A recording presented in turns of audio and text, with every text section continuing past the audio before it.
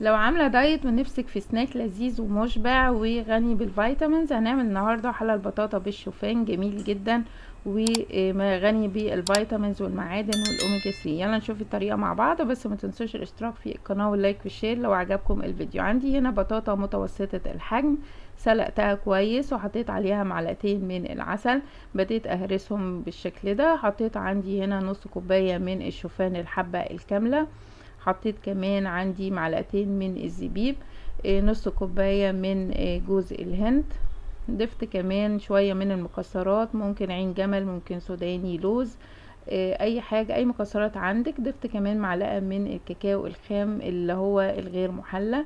ببتدي كده اول ما تبتدي تتشكل في ايدي كده، ببتدي احطها في قالب وافردها في القالب. ممكن كمان نشكلها اي اشكال احنا حابينها. انا حطيت جزء منهم في قالب وقطعته بالشكل ده مربعات او مكعبات. وممكن برضو تعملي شوية اشكال كور، وممكن برضو تسيحي شوكولاتة من الدارك وتحطيها عليها، بس انا حبيت انها تكون خفيفة بالشكل ده. يلا، لو عجبكم بقى الفيديو متنسوش الاشتراك في القناة واللايك والشير.